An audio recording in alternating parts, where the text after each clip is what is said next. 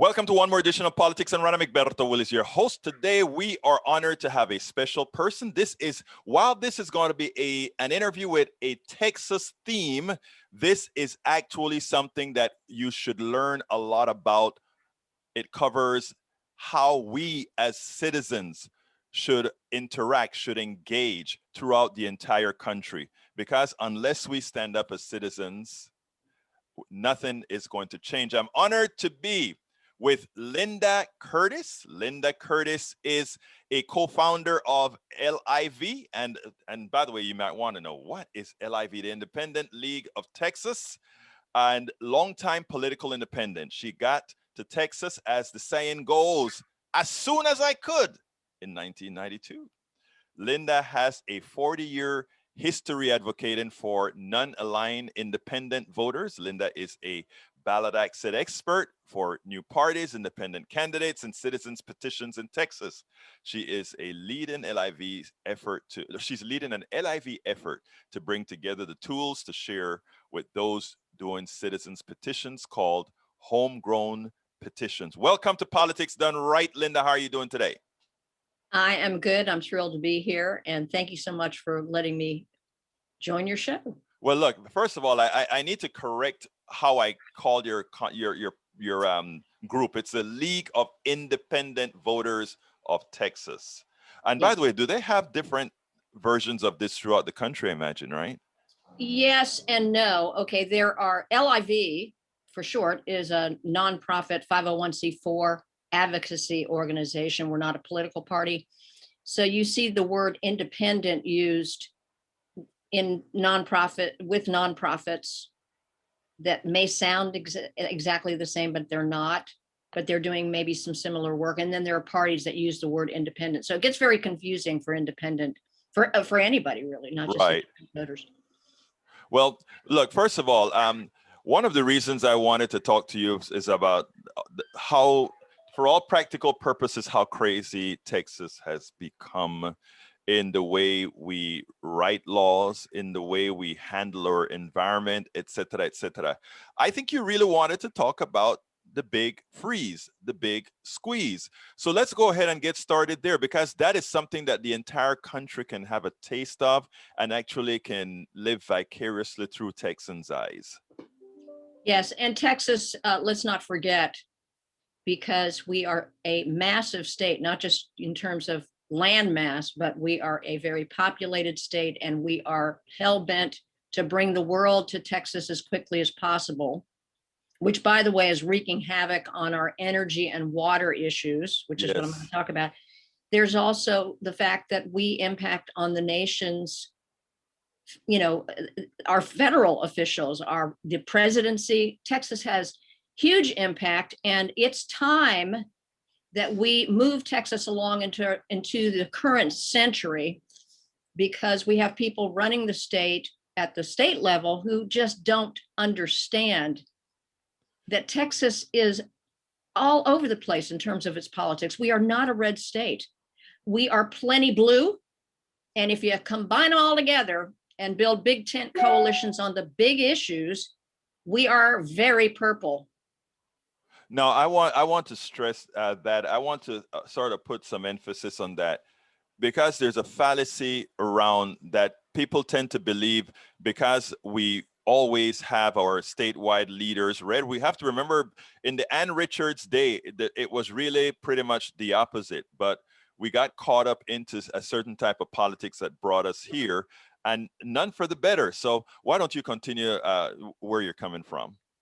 Okay, yeah, it occurred to me back after I had worked in the Perot movement before that, with the progressive independent movement with Lenora Fulani, in about 2000, when the Reform Party imploded and went away. Great experiment. It occurred to me that our politics was at that time already going off the rails when Rick Perry put forward the Trans-Texas Corridor. This was the big NAFTA highway, right, to bring in non-unionized goods from Mexico up through Texas, up to Canada.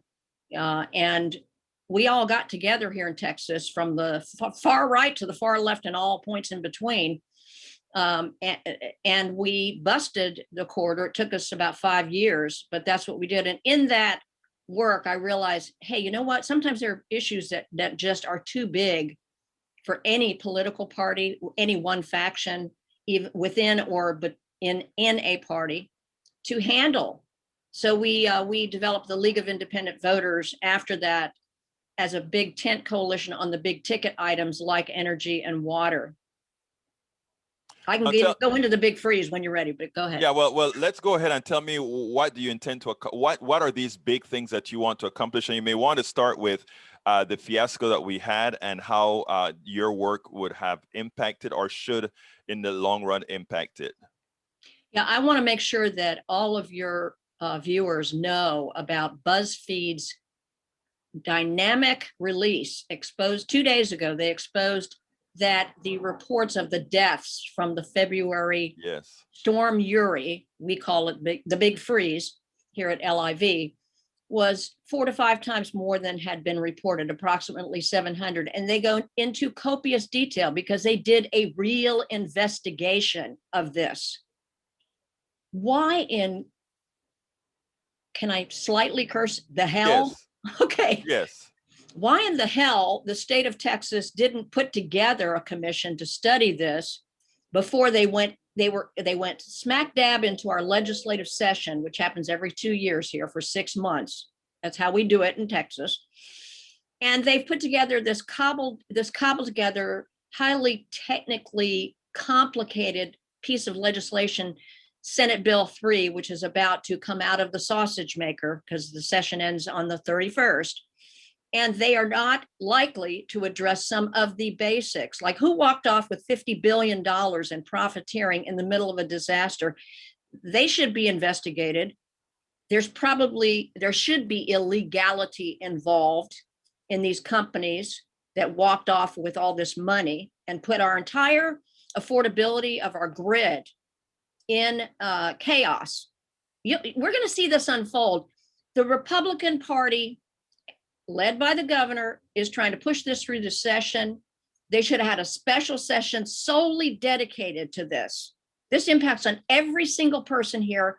And let's not forget, millions of people are sitting there staring at the possibility of freezing to death. I live in the area that was hit most hard. I was deathly afraid. I went to a place, somebody else's place, who had a wood burning stove to be secure. This is what we're dealing with here in Texas. We should be, and we are becoming, if not yet, the laughing stock of the nation, where oil is king, but the king needs to be toppled and gotten under control, starting in the governor's office. That is so important, and I want to reiterate something that you said because it's important.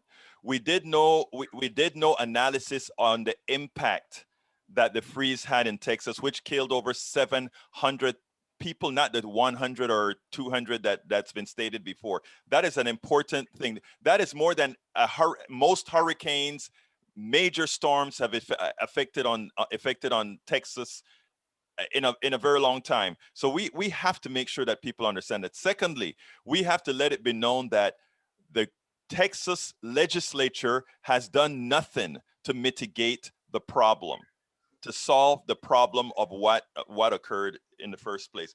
Thirdly, and this is where we may have to have organizations like you all get deeper into the economic system proper. While you may believe that somebody did something illegal for in the way they profited from the storm, the reality is we gave them license to do that.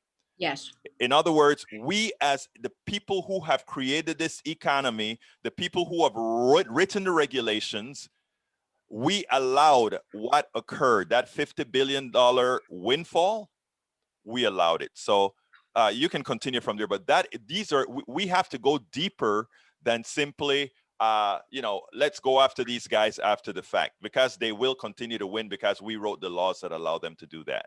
Yes. And we should be hard on ourselves because we do have the power You know, we've got 25 million people living here in Texas, last time I checked. But we don't really have the organizational tools. So one of the things that we need, I believe, is a big tent coalition to bring people together who disagree on many, many things, that understand that we can't survive without affordable energy and safe energy in Texas or anywhere. And we can't live without water, which also got raised during the big freeze. I want to talk about that just a tad here, but understand that we're not the only tool that's needed in the tool shed. You know, the big tent issue-oriented advocacy group like LIV, for example. I believe we need a multi-party system so that the people who are fighting within these parties right now have somewhere else to go. You know, when the party establishments in the Democratic and Republican parties don't yield on certain issues, I believe the big tent issues, there needs to be another place for, I believe strongly, progressive Democrats. You know, you can keep working inside the Democratic Party, but what about a progressive party that's in place in Texas to go to allow people to advocate and push from the outside, not just the inside? So if you want to comment on that, I'll take a breath, or otherwise I want to talk about more. Yeah, I want to comment on that first of all. And I think having, there are many progressive Republicans, you don't hear about them much because they're not allowed to be, that having that platform where they can use. And I think organizations like yours, or organizations with your tenets, is a good place to really prime them. In other words, bring them into the fold before they're able to make that leap into what they know they need to do and extricate themselves from the ills of their party. Yeah, I think I want to mention this book by Lee Drutman, who's a Democrat and a political scientist of great intellect. It's called Breaking the Two-Party Doom Loop. And people across the country who are thinking about independent politics are reading this, and really this is getting around town. It was published in December 2019. And he basically talks about how the Republicans and Democrats have become fully sorted, right? So you don't have that overlap where Right. there is moderation, so-called. That's a whole discussion. I'm not sure I agree with everything that Drutman lays out, but I think he's way smarter than I am. Anyway, the bottom line is when you have them fully sorted, and one of them has gone off the rails, the GOP, let's face it, they have gone off the rails. I want to stop you right there because I believe what you just said. They're off the rails. Why are so many rank and file Republicans going off the rail with them? Because it's all about no other place to go. And, you know, they're always focused on the next election. And if they're officials, that's the reality. I think this is going to change real soon, sooner than you might even believe, but I'm going to leave that for the news, hopefully real soon. But I do want to say that in terms of what's happened to the GOP, Abbott is going to be opposed by a hard right former state senator, Don Huffines, who has a boatload of money. Mm-hmm. He's a big real estate guy. I don't see progressive Republicans or centrist Republicans having a place in the GOP. They're going to have to figure out what they're going to do. But this is already splitting, you know, inside the parties, and I think this is going to continue. So what do we do as citizens? I believe we need to be pushing for more competitive elections, and Drutman makes the case that if you want stability in your political system and you want coalitions to work things out in a more in a way that gets us, quote, that supports a majority of the populace. Right. I hate to use the word centrism because I think it's become it's not. Don't use it, please. Don't. Yes. Yeah, I don't like it. So on the big freeze, I mean, on the big squeeze, this is the water issue that LIV really actually was one of our founding issues back in 2013. I live in an area between Houston and Austin, Texas. It's a little place called Bastrop, Texas. Of course, I know it well. I ride the bike out there. Oh, good. We love our pine trees. And let me tell you, growth is coming here, being pushed out from Austin, because Austin back in 2000, for a long time, but it really went off the rails in Austin when the real estate lobby took control of the council to press pedal to metal on getting people to move to Austin as quickly as possible from around the country. Because isn't it great? Well, it's not great if your infrastructure can't keep up, which we can't. And who pays, right? Who's paying for that infrastructure? And Texas has terrible laws that allow for offloading of those costs onto the current residents to pay for the people who are not here yet. Right. So what we have now is water, groundwater underneath us being moved to the I-35 corridor to fuel growth and to subsidize growth. And let me tell you, when you create a disaster on an aquifer, it ain't fixable. Not like the grid. Well, we know what has been happening to the Edwards Aquifer right there under Austin, and now they're wanting to go across the mountain to the next. They're taking from an aquifer out here that does not recharge worth, in anybody's lifetime. Right. The Edwards is at risk because we're piping this water down through the Vista Ridge project to the San Antonio area, so developers can make San Antonio ratepayers pay for development in the hill country. Right. With this Vista Ridge water. It's totally insane. And it's so unfair. What really pisses me off is that San Antonio is the poorest municipality, metro area in the United States. A lot of people don't know this. Yeah. And they were deemed the most economically segregated metro area in the United States about 2 years ago. As big as they are. And the Democratic officials that run pretty much the city of San Antonio, they're very tight with the developer machine. That whole thing needs to be busted. One party rule in these big municipalities, in some of them, have become very problematic from the standpoint. I think when we spoke or when we communicated by email, that is something important that you said, and I want to let people understand this. First of all, progressive is one thing, Democrat or Republican is something else. And what you've actually shown is that if you take a look at the big municipalities here in Texas, they are in fact controlled by Democrats, and many a times they do some of the same bad things for their own people when it comes to water, when it comes to what areas of town get the bad industry, etc. So point taken. I think you should expand on that. Well, anytime a municipality tries to stand up for itself in the right way, and it happens on a regular basis, like the Denton frack ban measure they passed maybe 4 or 5 years ago. We decided to go from local rule to state rule, even though the party claimed they believed in local rule. Exactly. Denton is very Republican. Yes, I know. And right, they say, listen, we would prefer not to have a frack facility 200 feet from my back door. So the city got together and put together a reasonable setback rule. They passed it via the citizens measure, which we have the right to do here in Texas in all home rule cities of over 5,000 population with city charter. And the legislature couldn't wait to pass a bill to overturn the frack ban and say, no municipality can do these setbacks. They couldn't even wait for a court case if it was unconstitutional, which the oil and gas lobby claimed. They couldn't wait for a court case, which is where measures that get passed get dealt with if there's really a problem. So the whole thing is very sickening to me.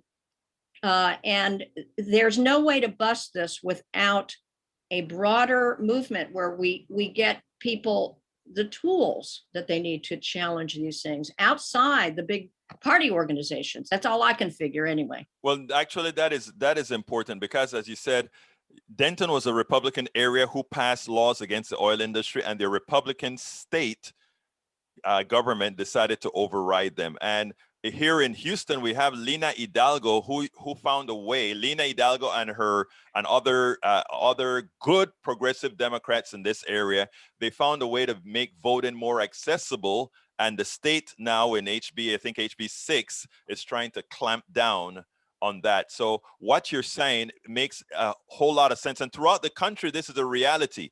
In all these bills that are being passed against voting and other issues, we have to start realizing that a lot of times it's not just only Republicans doing the wrong thing, but others acquiescing on a power grab.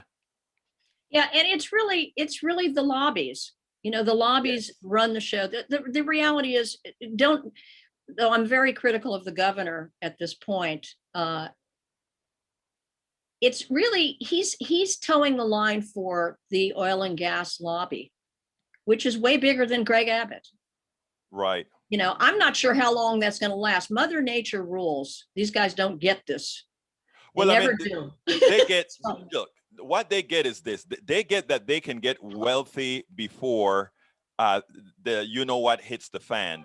And by the time that stuff hit the fan, they're old, wealthy, and gone. But look, we're coming within 20 minutes of this stuff. And I want to tell you something. You said in the note that you sent to me, this is important because I think this is a core of what I wanted to get out of you, and actually why I really wanted to talk to you. Said, stifling independent voters instead of embracing us, working with us, and yes, disagreeing with us in order to build consensus is critically important leading up to 2022 election and for small d democracy.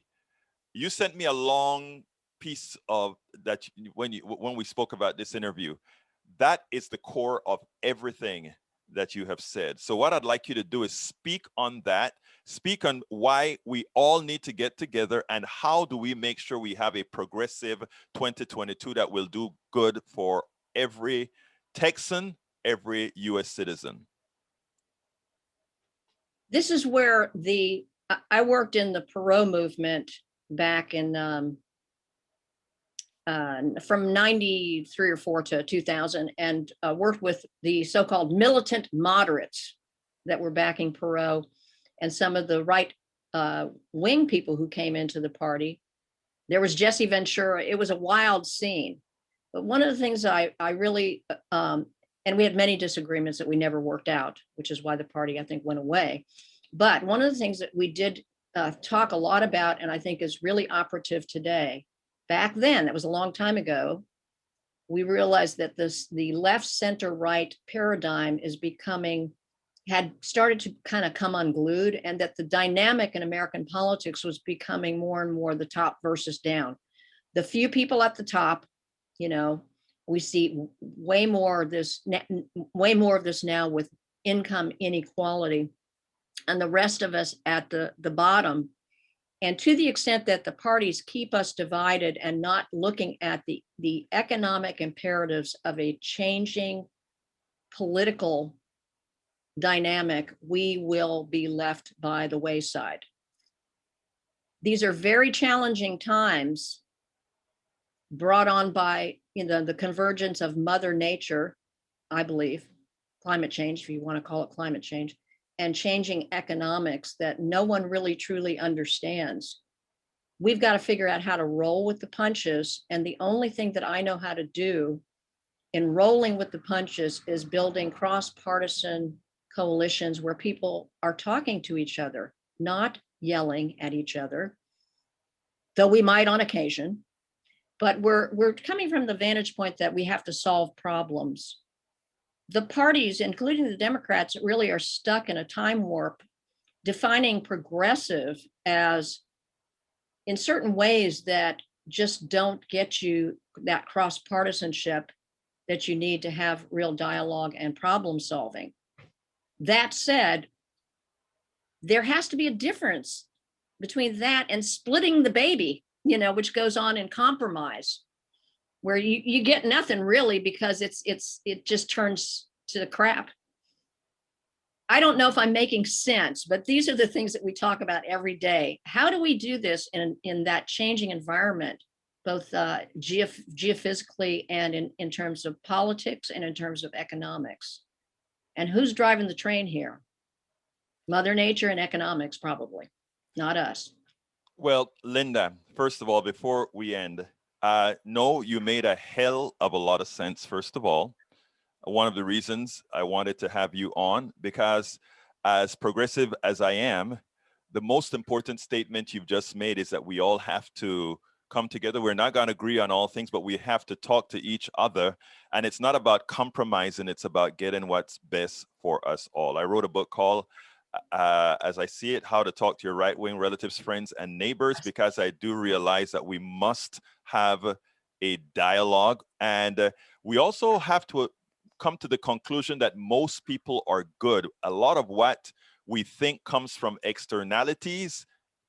It's the puppeteers that are running us. If we can get together and say what we want, we can mitigate that. And that is what I'm all for. Look, Linda Curtis, thank you so kindly. Board member of League of Independent Voters of Texas and co-founder. Thank you so kindly for having been on Politics Done Right. This is great. Thank you so much. I appreciate you. We spend a lot of time deconstructing the news, trying to parse it into a form that everybody can understand. We try to find those little nitpicks where it flies above the fray, etc. If you really like these videos that we do, I want to ask a big favor. Please go ahead. Number one, subscribe to our channel. And number two, please join if you can. Thank you so kindly for watching. Keep watching. Please remember to share. We must populate the entire internet with our progressive message, a message that we know is what most Americans say that they want. So help us, please join.